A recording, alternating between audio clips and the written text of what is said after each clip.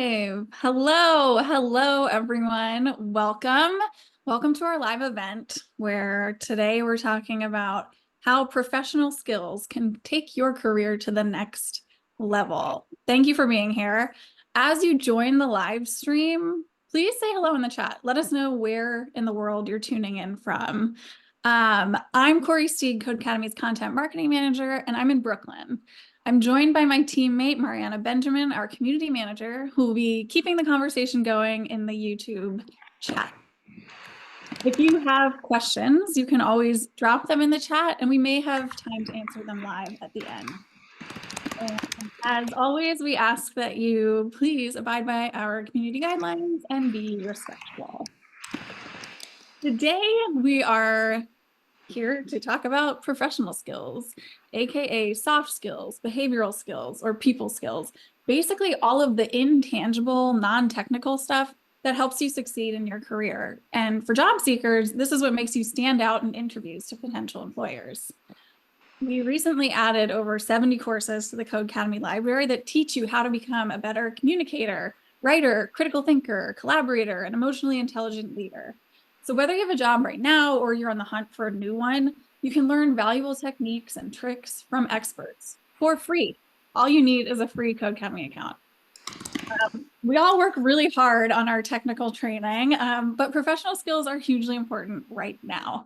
Research out of the World Economic Forum recently identified the most critical skills for people in the workforce, and they were analytical and creative thinking, resilience, flexibility, and agility.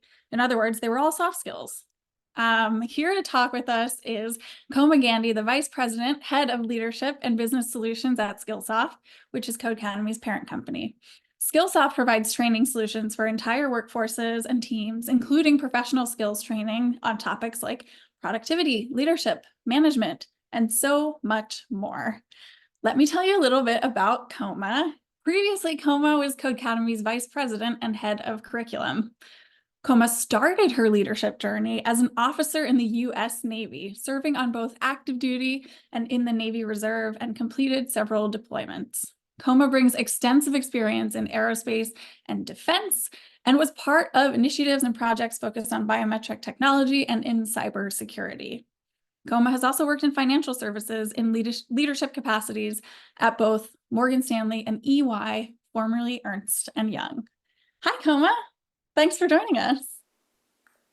Great to be here, and thank you for having me. Yeah. So I wanted to start by asking you, what do you think the most important soft skills for success are in the tech industry specifically? That's a good question. I think that a power skill that never goes out of style is communication. That oftentimes you'll be called in to explain things to audiences of varying degrees of technical acumen and experience. And the worst thing that can happen is that maybe you feel like you're explaining something in a way that makes sense to you, but it's not landing for the person that you're trying to explain to. Lots of times you might be called in to communicate what's happening with the particular project. Perhaps it's a crisis where you're trying to explain what happened, what the remediation strategy is, what's the path of getting people back up and running, or explaining features of a particular project that you're working on so people can understand why it's important, how it's important, and how you might consume information and make sense of information may not be the way that everybody else does. So being able to work intentionally on communication skills when you're thinking about a workplace that is remote and in person or hybrid, intergenerational, people with different abilities and different gifts that they bring to the table, it really is critically important to continue to refine communication skills, because how you show up to different audiences is oftentimes maybe a little different, and being able to navigate those landscapes can pay dividends in your ability to add value and support growth and support other people on your team in their own professional journeys and their own growing journeys. Yeah. I especially think also empathy, leading with empathy. We saw that the pandemic shifted a lot of norms in terms of how we work with each other, what we're dealing with, how we show up to work.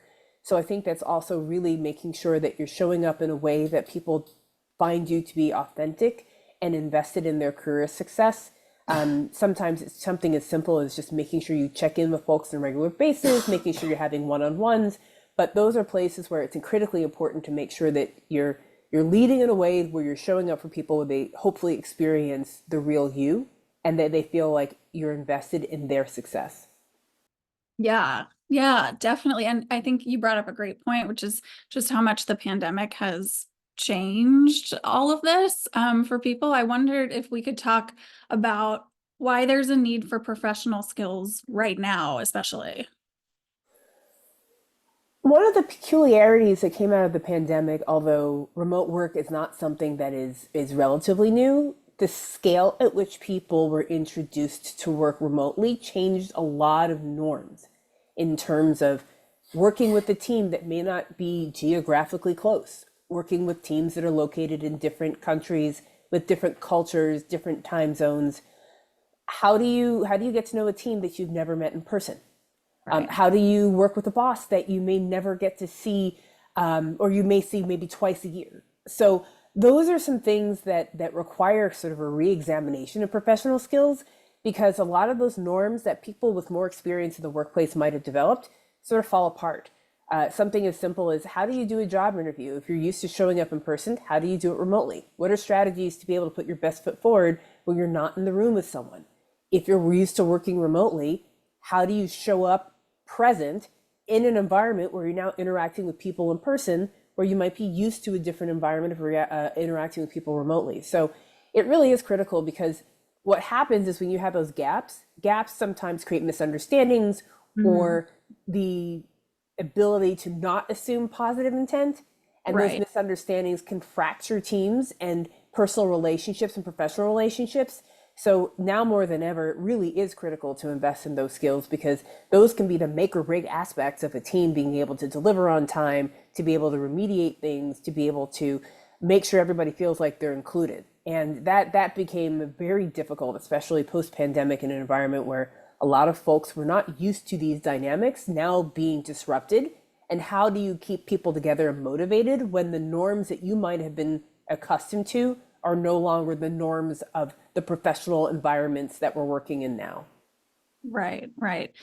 Speaking of which, I believe that we are having a bit of a technical difficulty connecting to the correct YouTube stream. So we're going to pause our conversation. I feel like we were on such a great train of thought there, but just 1 second while we try and figure this out. I wish I had the statistics on hand, but a lot of times those folks wind up leaving their roles because they don't feel like they're prepared. They lose faith in the company, they lose faith in their own abilities, and then they go somewhere else. So that's sort of a misstep that can be easily remedied by investment in helping that person convert into that new role and give them the tools to be able to be successful on day one.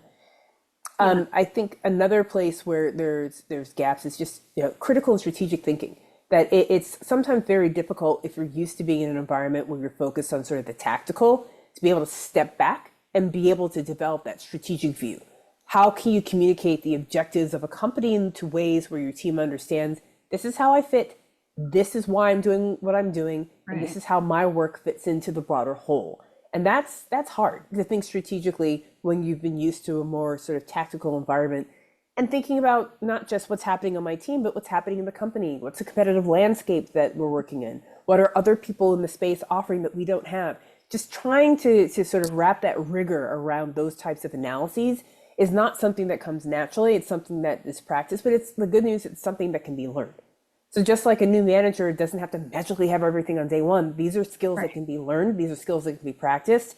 And Right. as people evolve over their careers, that will change in terms of their familiarity, what they need to do, and the new skills they need to acquire as they go along those journeys. Totally. And I think what is interesting is that it's not always like formally taught. Okay, here's how to be a good manager. Here's what to do when these things arise. So often, like even from my own experience, you're sort of just like observing how other people are and seeing, like trying to emulate the parts that you think are successful, or just, maybe you have a mentor that would be an ideal scenario, who teaches you these things. But yeah, a lot of people don't have that. And I wanted to ask you, looking back at your own career, how did you develop professional skills? Well, it's a combination of, I would say, practical. First, I'd say a combination of just learning courses that talk about leadership, looking at different now blogs, books, opportunities to think about leadership as a discipline, not as something that you have or you don't. Hmm. Mentors and people who could tap me on the shoulder and say, I don't think that you handle that in the best way. Right. And that's important to have people along the way. You can call it mentorship or your own personal board of directors, where you can sit and share things and say, hey, I had this meeting and it really went badly. Hmm. So, have any of you been in that situation? And if so, here's how I approached it. Would you have any insight on how to handle it differently? And also being able to have people in various stages of their careers be able to give you that type of feedback, because you're not going to learn it all on day one. I remember looking at I think it was a Corn Ferry article on leadership, and it's not about being a know-it-all, it's about being a learn-it-all. That you're going to be constantly learning, and you're going to be stepping into different environments with different types of people from different backgrounds. You're not going to have everything on day one or day two, but if you're open to learning and you have that growth mindset of continuous improvement, then it's more about being that learn it all, because you'll at least be open to say, okay, this is now a gap and I Right. need to fix it. Now, how do I go about fixing it? The combination of stuff I might be reading, podcasts that I listen to, or just being able to have a trusted mentor who's been there, done that, and say, hey, I kind of didn't do this as well. Or maybe it's, hey, I did this really, really well. How do I continue that aspect of my own leadership journey and how I want to be known? So, some of it, especially when you're in the Navy, you're kind of coming into the Navy as an officer with the expectation that you'll be managing people. So Hmm. part of that curriculum is very intentional, but a lot of it was on the job with the mentor who would be able to say, as you know, me at the time as a junior officer, like, ma'am, that wasn't exactly the way I would approach it. And Hmm. trusting that that person has my best interest at heart to be able to help shape and guide me so that I Right. don't make that same mistake again. Yeah. Yeah. And I think um, for other people, like, I think it's important to remember that you might have transferable experience from other jobs you've had. You were in the Navy, of course, that's very specific, but like even things like working in food service or childcare, there's stuff that you pick up about communicating or time management that is really valuable. So you shouldn't discount that just if you're, Absolutely. yeah, I yeah, mean, the type of relationship management that somebody who is a frontline person in retail right, has to do. right, Imagine the type of crisis management that somebody who is working on a floor of a retail department store when it's during peak holiday season, right. there's a backlog, stuff is out of stock, and you have to deal with that person represent knowing that you're representing both yourself, the brand, and the company, because they're not going to see, isolated to, oh, well, Coma, it's going to be whatever the big retailer that you're working for is going to, well, I had a very bad experience. So those are, of course, transferable skills. And I think that regardless of what you're working on or where you're working, what type of industry that you're in, you're always practicing relationship management. You're always practicing aspects of leadership. You don't need to have a massive team to be able to practice leadership. You're always leading with empathy. Something as simple as saying, hey, I noticed that you're a little down. What's going on? Mhm. That's leading with empathy, because that person, again, could be having a bad day at work. They could have a parent who's sick. They could have an issue with dropping their kid off at school. But being empathetic, leading from a place of empathy and trust versus, huh, look at you, late again. That's Right. not a way of solving that problem. And I think that, to your point, there's so many valuable avenues to learn those skills. And then it's about refining those skills and then applying them to the environment in which you find yourself. Yeah, yeah. Um, for people watching who maybe are in the process of looking for a new job, maybe they've even landed some interviews and are going out on interviews. What are some ways that you can like talk about or showcase all of these transferable professional skills that you have? Um, My opinion is what's important is being able to have concrete examples mhm. of how you're able to use one of these power skills, apply the power skill to the particular situation, and affect a better outcome because of your participation in that conversation or in that situation. Whether it's being able to communicate strategic priorities to the team so that they're more effective and more engaged, that they're able to get projects done on or ahead of schedule because you were able to communicate effectively, translate those strategic requirements, being able to manage up and manage down. Perhaps it's a situation where somebody on your team came to you and said, listen, I'm really unhappy with my role. Can you help me? And being able to help that person through feedback, through performance reviews, be able to say, okay, here are your strengths, here are the things you need to work on, here's how we can align you to different experiences so that you are continuing to progress in those goals. So it's really important to have those stories at the ready that demonstrate the skill, how you applied the skill, the situation in which you applied the skill, and the favorable outcome that you were able to facilitate because you're able to do such a good job with that power skill. I know that for me, it's important, and I mentioned communication because there are very few things that you don't need to work with somebody else to actually get done. And being able to communicate to various audiences is a really critical skill. Being able to understand and analyze things, to be able to figure out sort of what went wrong and how do we fix it is also a very valuable skill.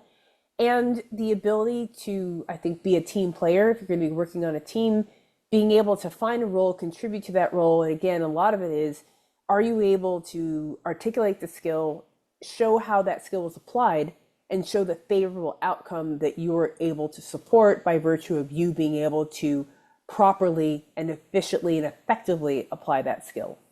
Yeah, yeah. So interesting when you were talking about communication, I was thinking, at Skillsoft, at Codecademy, we are remote. We have people all over the place. Is there any strategies that you use to make sure that there's clear and effective communication within your team, especially being distributed around the world? Yeah, it's tough. Sometimes, in certain cases, you have to sacrifice time zones. Sometimes get a little, in my case, a little bit earlier if you have time zones, in Europe or Asia. But I think some of it is you have to be very intentional Yeah, because once upon a time you could depend on, hey, you want to go grab a coffee? Oh, right. hey, I saw someone on the way to the break room. Maybe we should have a chat, or just be able to stop by somebody's desk or office and be able to say, hey, can I just drop in and chat? I think with remote work, you have to be very intentional about communication, whether it's scheduling a half hour stand up or a 15-minute stand up, however you want to do it, scheduling weekly meetings with your direct reports and maybe bi-weekly meetings with their direct reports. You have to be intentional about those avenues of communication. And especially as you become more senior in an organization, people may not feel comfortable just knocking on your door. You might say, oh, I have an open door policy. But then is somebody really going to knock on it? Right. So how do you facilitate either groups or informal chats or, forums where people can access you in a real and authentic way and not feel like they're always on display or I have to tell them about this amazing project that I did? Because no, it's about getting to know people. And I think one of the difficulties with being in a hybrid or remote environment is that if you're hybrid, sometimes the tendency is for the in-office people to get more attention than the remote people. Sometimes if you have a completely hybrid environment, perhaps folks who are in favorable time zones to your own time zone get more of you than folks who are in time zones that might be half a world away.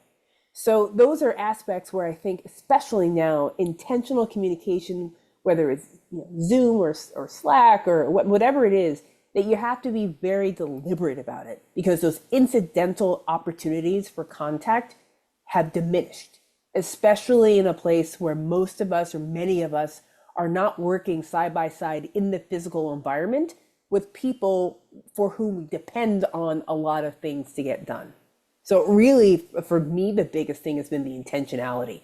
Not that you don't want to speak to people all the time, but I can't depend on popping into the coffee area and then seeing the person that I need to talk to, or being able to go around the corner and pop by somebody's desk because I'm in physical proximity. Totally. Totally. I did want to, there was a question that is relevant to what we're talking about in the chat. Someone is asking, how do I upskill my abilities to get a remote job? What tips could help us? I'm assuming that person is a job seeker and is hoping to succeed in a remote environment. So totally along the lines of what we were just discussing. Right. So I think that because one of the tendencies, and of course there's a lot of sort of changes in thought, is with a remote worker, how do I make sure that they're going to be able to get their work done? How do I make sure that they stay connected to the rest of the team? How do I make sure that that person doesn't feel isolated? So I think in terms of the interview process, perhaps discussing the ways that you're intentionally working with, if you're a current remote worker looking for another remote job, or in a situation where this may be a new remote opportunity, the ways that you, as a potential candidate, intentionally stay connected and intentionally stay informed and feel comfortable working with minimal supervision, because of course you don't have that person who pops by and says, hey, Right. how are things going? Do you have any questions about this project? So I think those are very important skills to be able to articulate, and then examples about how you've been able to apply those skills to stay connected, to stay up to date, to stay in a place where you feel like you are able to get the relevant information that you need to do your job, and feeling comfortable that if you're not getting that information, demonstrating that you're the type of person, I like to call it polite persistence, to be able to go out and find that information so that you have what you need to be able to get done what you need to get done. Yeah, absolutely. I'm also curious from your perspective as someone who has interviewed candidates for roles before, what makes someone stand out? It can be such a stressful thing, no matter the circumstances, but especially when you're in a virtual setting.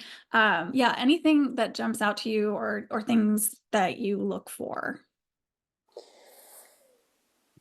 It goes back to the examples Yeah. that it's tough when somebody presents a particular skill or an experience and Mhm. they can't speak to it in a concrete way, Right. where if they mention a project that they've worked on or they mention a specific goal that they've achieved, being able to say things like, well, this is the goal, this is how we set the goal, here are the things that led to the goal, here are the things that maybe were going to trip us up along the way, and here's how we all came together to be able to keep everything on track.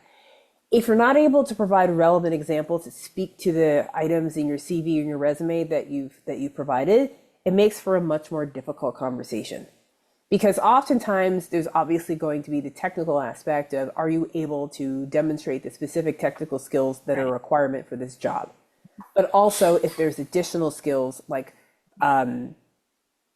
those technical projects may require being able to distill business requirements, be able to analyze particular things. It's not just the tools that you use to do it, but it's the how and the process. So Right. being able to articulate that effectively and then connect that thread and connect that storyline is going to be really important. Different interviewers may have different areas. So if it's a technical interview, obviously you're going to want to emphasize that aspect. If it's behavioral, emphasize that aspect. If it's a case study, a lot of it's going to be sort of the process to which you go to arrive at determining what a feasible answer or approach could be. But in Mhm. all those situations, it's important to be able to connect those dots and connect those dots in a way that tells your story and builds your brand and articulates why you are the right candidate for that role. Because without you, that project might not have been as successful. That person might not have been able to realize that outcome. So it really is about how you're able to tell that story, provide relevant examples, and articulate that as a reflection of you and why you're the best candidate for that role and why you'd be a great value add to that organization or that team. Yeah. We got another question from our viewers that is relevant.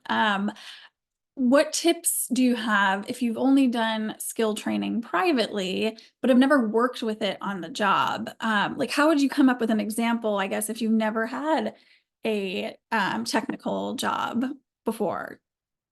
Maybe that goes back to what we were saying about transferable skills. Right. I think so. If I understand the question, it may not be that you have had the experience, but you can speak to, if I were to encounter this problem, here's how I would go about solving it. So it may be less about the fact that you have a hole, don't think you have a hole, you may think you have a hole in the resume, but it could be that, okay, I haven't done this specific thing, but I've done something like it, and here's Right. how I approached it. Or even though I haven't done this thing, based upon my experience and my understanding of the particular problem you want to solve or the specific, here's how I would go about it. and then you tell that story that connects the dots. Because I think one of the things that we have to be careful about is just because you haven't done it doesn't mean you can't do it. So if you have the skills, you have the training, you have the will, even if that particular area may not be exactly what, they may ask you a question and you think, oh my gosh, they threw me a curveball. I've never done this before. Mhm. You probably have the building blocks to be able to solve it or be able to approach it. So, calm that little nerve that's probably saying, oh no, I'm about to blow it.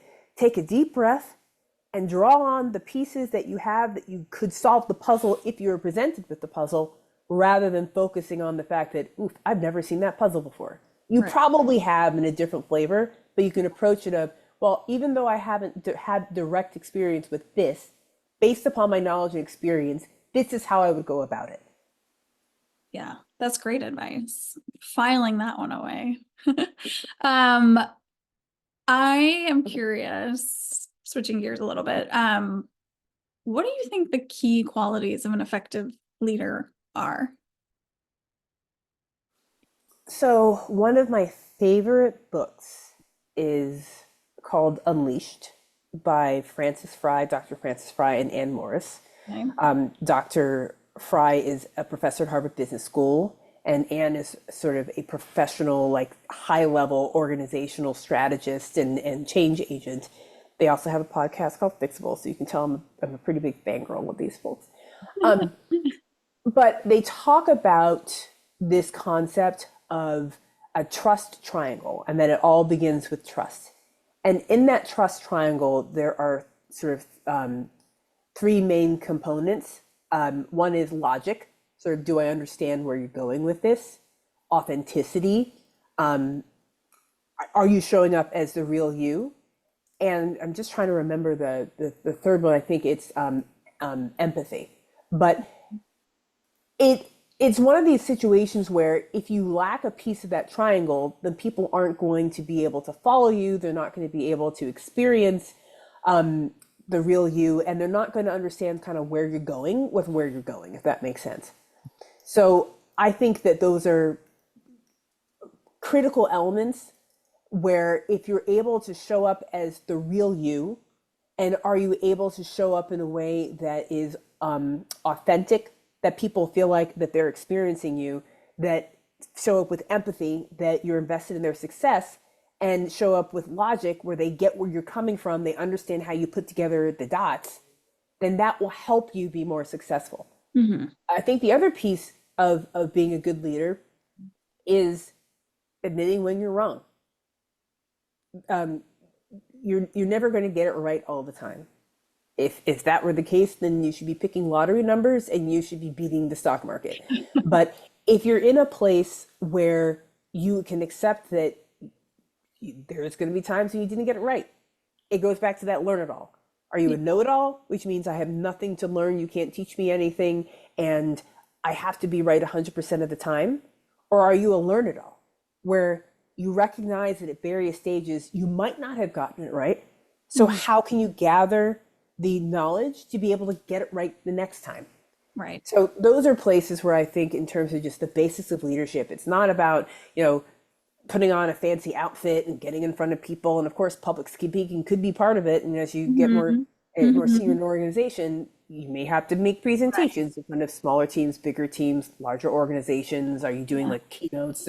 Are you going to be in front of cameras? Are you going to be blasted? So all those things could happen. But fundamentally, in my opinion, it comes down to those three things that are in that book. But I found it really resonant because if you have this triangle, you have logic, you have empathy, and you have authenticity. If one of those pieces of the triangle falls apart, you got a problem.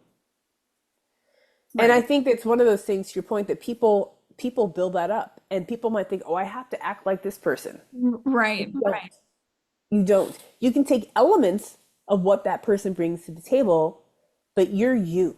You're a unique human being with a whole bunch of gifts and a whole bunch of things that you do well and a whole bunch of things that you don't do well, and that is okay. And then being able to build a leadership style that speaks to that will help you feel more confident in your leadership and Mhm. help you navigate challenges and sort of build that resilience because things are going to go wrong, projects are going to get messed up, code's not going to work. Mhm. Things are just, it happens. But I feel like if you've got that triangle, then you can build the resilience, you can build the problem solving, you can build all those things, but also remembering that you don't have to be like anybody else. You got Yeah, to be yourself. And that's the authenticity and the empathy and logic. If you're trying to act like this person out there, that person out right, there, maybe right. there are things to emulate, like, wow, that person really commands an audience well, or that person's Mhm. really able to distill things in a way that multiple people can understand. But you got to be you.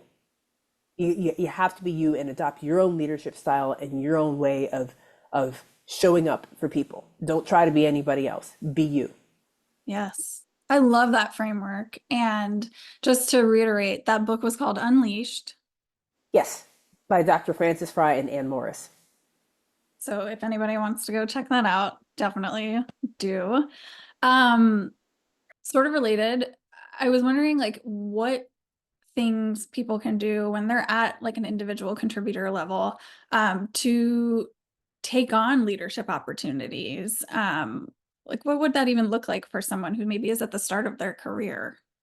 Um, It doesn't, like, leadership doesn't always have to be this like big splashy thing. yeah. It could be, oh, I'll take responsibility for that piece of that project, Hmm. or I'll take responsibility for, investigating something new that we might want to look at. So some of those things can be very small but very impactful, and it helps build your confidence and your tool set so that you feel comfortable taking on more responsibility or more opportunities to do things. So I think as an individual contributor, there's always ways of finding small pieces of puzzles, finding small opportunities to sort of take charge of something and sort of be responsible for driving it to the goal that you've set for yourself or set for the team. But it doesn't always have to be massive. That as you start sort of flexing those skills, there could be places where you feel comfortable being present and being a leader, and some places you're like, nah, you know what, I'm good. So really being able to find that balance. I mean, some folks are very, very happy being individual contributors, and being selective about what they do in terms of cross-functional leadership. Is there a particular working group or an initiative where you have to pull together a bunch of people, solve a problem, and then that working group goes back to what they were doing, but you've had that experience and opportunity to do something with a group of people who may not be your direct managers, but you're taking responsibility to lead a particular team or group in pursuit of a goal. So I think as an IC, there's lots of opportunities to do that. And perhaps it's just a matter of picking something that resonates, seeing how that goes, and then kind of reevaluating and saying, okay, how did that go? Do I want that experience again? Do I want something different? Or, you know what, that was really great, and I'm just going to focus on the stuff that I need to get done, and maybe in 6 months I'll look for another opportunity to do that. Yeah, yeah. Great. Apologies for my dog barking. He's still working on his communication skills, Oh, hopefully. we can't That. hear it. Okay, great. So Great. There was another question from the chat that I wanted to ask, which is how can you get better at your communication skills as an introvert? Very relatable, I think. yeah, yeah. Um, I mean, I I would say some of it just has to do with picking and choosing where you choose to practice those skills so you don't become depleted by pretending that you're an extrovert when you're not. It could be in a meeting, giving, like, setting a goal that you're gonna articulate a few points, or if you feel uncomfortable about being in that meeting and you have a good relationship with the person who's leading it, maybe checking in with them to say, hey, there's a couple things that I'd like to bring up in this meeting, but sometimes I don't feel like I can interject or join the conversation, Mhm. and working with that person develop a strategy where you feel comfortable becoming part of the conversation without being, overcome by anxiety that you're in this situation and now you don't feel comfortable being part of the conversation. And I also think that it has to do with, again, being authentic to yourself. If you're not an introvert, maybe you're not going to be the one who's talking the most, but where you choose to engage, you're able to create the type of insightful opinion or being able to be impactful to the conversation. So you don't feel like the spotlight is always on you, but you do feel like you can pick and choose where you want to participate, but recognizing that you don't have to feel obligated to participate. So those are, I think, a few things that might be sort of near-term strategies that might be able to help. Because, for an introvert, that's part of your gifts. That's part of what makes you special. So trying to pretend that you're an extrovert is exhausting and anxiety inducing. So being able to pick and choose where you want to interject, and perhaps if you feel good about the person who's having the meeting, you say, hey, look, there's a few things I'd like to bring up. How can we create the space where I can bring those up and feel like I can be, authentic without feeling anxious? Yeah, and if I can plug a book, there's a book called Quiet, The Power of Introverts in a World That Can't Stop Talking, by Susan Cain, and it's very popular. So maybe worth checking that out too. I will put that on my list. Yeah, we had another question that was sort of is similar to what we were talking about being in a job interview being in a job interview and talking about past experience that you've had. But is there any way to convey that like on a resume or CV? And I can repeat that question if it wasn't clear. So talking about a past experience and If you don't have on the job experience. oh, um, I think I'm trying to think. If you're early in your career and you don't have specific on the job experience, um, maybe if this is somebody who's recently finishing, an academic career, maybe it's just highlighting relevant coursework, relevant topics that you discussed, things like that. If your work history isn't that long, then Mhm. you could highlight areas or coursework that you've done that you feel like articulates things that are necessary for the job that you're applying to. So at least it demonstrates that you have some sort of experience with it, even if it's not specific practical experience, that you might be able to demonstrate that you have the aptitude if you're able to apply those skills. Also, if there's any opportunities to become, involved in like side projects or maybe your own projects where you might be able to explore certain areas or demonstrate certain specific technical concepts or frameworks that you'd like to use on the job, maybe small side projects might be able to help where you can demonstrate here's how I went about solving the problem, here's what I built. And even if it's not something that's in market or is a product that is out there, you at least went through the intellectual rigor and the discipline to create that project. And that can also showcase your ability both from a technical aspect and from a problem solving aspect, that you know how to solve problems like this and you solved a hypothetical problem like this and you're able to discuss it when you get into the job interview so that you have something relevant and applicable that you can bring up. Yeah, and another plug. We have so many projects in the Codecademy library that you can start doing for exactly this. So definitely check those out if you haven't. Great. Okay. I think we are just about ready to wrap up. Koma, was there anything we didn't talk about that you think is important or that you would want people to know? Well, I think when you're going into a job interview, believing that you can get the job and having the confidence to present your best self can go a long way.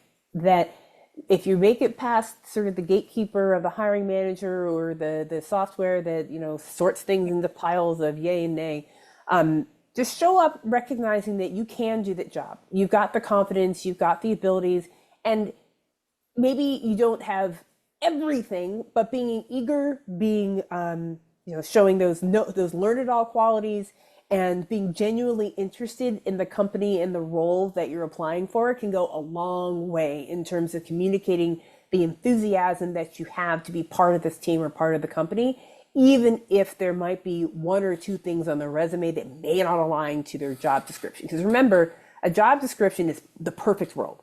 In a perfect world, you would have this purple sparkly unicorn that has all these qualities and is able to just do all the things and achieve that master. Like, obviously, if they had the purple unicorn, they wouldn't be looking for somebody to fill those roles. So Right. just because you can't tick all those boxes, if you think you can tick enough of those boxes and you have the aptitude to demonstrate the enthusiasm and the willingness to learn, that can go a long way. So I would say don't count yourself out. If you see something, go for it. Have the confidence when you're in there to demonstrate why you're the best candidate and why you think you can make a difference. And even if you don't know everything or don't tick every box, that's okay. The enthusiasm, the willingness to learn, and the genuine interest can go a long way. So you don't have to be the sparkly purple unicorn. Just get in there and do your best, and eventually the right opportunity and you will align. I love that. I love that. Thank you so much, Koma, for doing this. And thank you, everybody, for attending today's live stream and bearing with us the technical difficulties. Um, Definitely remember to check out our calendar of events and new course launches. If you wanted to try some of the content that we talked about today on your own, you can sign up for a free Codecademy account. Plus, then you get all the community spaces that can help you succeed and connect with other learners. And lastly, please don't forget to subscribe and follow us on social media, wherever you are, Instagram, TikTok, X, LinkedIn, Facebook. That is the best way to stay up to date with what we're doing. And thank you all again, and we will see you next time. Bye. Bye bye.